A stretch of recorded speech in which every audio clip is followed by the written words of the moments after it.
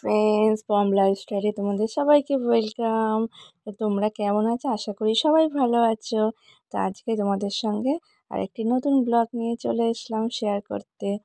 তো আমরা হঠাৎই প্ল্যান করলাম যে লাহিড়ী বাবার মন্দিরে যাব। তো এটা আমাদের ভদ্রেশ্বরের থেকে ৩-৪টে স্টেশন ব্যান্ডেল।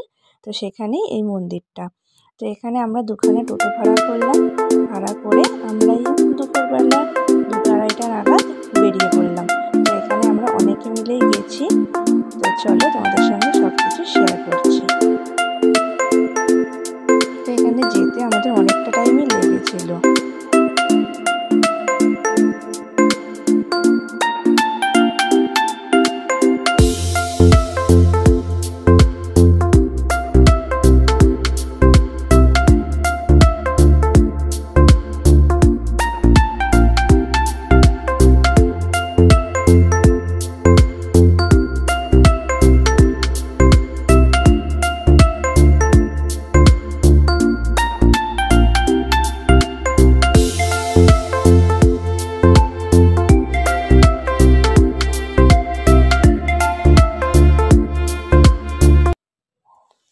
তারপর দেখলাম এখানে দুপাশে একটা পিকনিক স্পটও রয়েছে। অনেক মানুষ এখানে পিকনিক করতে এসে, যেহেতু আমরা শীতকালে গেছিলাম। তো আমরা এখানে পার হয়ে গেলাম দিল্লি রোড। তো দিল্লি রোড পেরিয়ে খুব একটা বেশি দূর না। তারপর আমরা দিল্লি রোড পেরিয়ে এক জায়গায় একটুখানি ওয়েট করছিলাম, কারণ আমাদের পেছন দিকের টোটোরা আর দেখতে পাচ্ছিলাম না বলে। তারপরে এখানে কয়েকটা ছবিও তুলে নিলাম।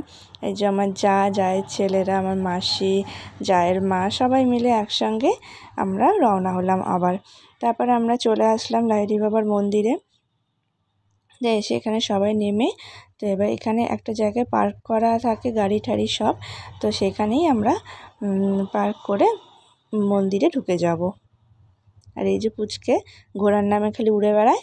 তো এখানে লাহিড়ী বাবার মন্দিরটার দুপাশটা এত সুন্দর করে সাজানো, মানে এইখানে যে এরম একটা মন্দির আছে আমি অনেকবার শুনেছি, ভালো বেশ সুন্দর, কিন্তু নিজের চোখে না দেখলে বলে না কিছু বিশ্বাস করা যায় না। তো খুবই সুন্দর জায়গাটা। আর যেহেতু আমরা শীতকালে এসেছি, চারিদিকে সব গাছপালা, ফুল গাছ সবেতে একদম মানে পুরো ভরা।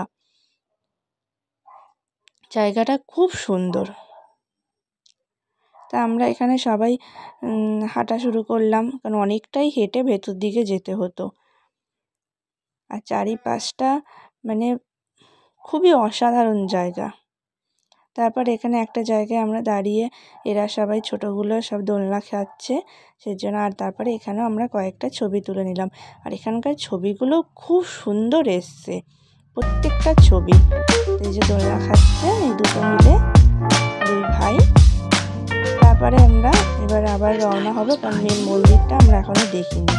এই মন্দিরের থেকে আস্তে আস্তে দেখো সব মন্দিরগুলো।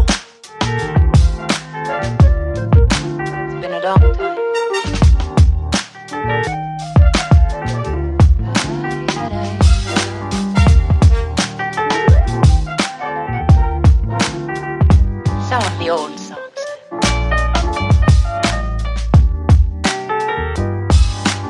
এই যে মেন মন্দিরটা অনেকটা জায়গা নিয়ে তৈরি। আর বাইরে থেকে এত সুন্দর লাগছিল মন্দিরটা।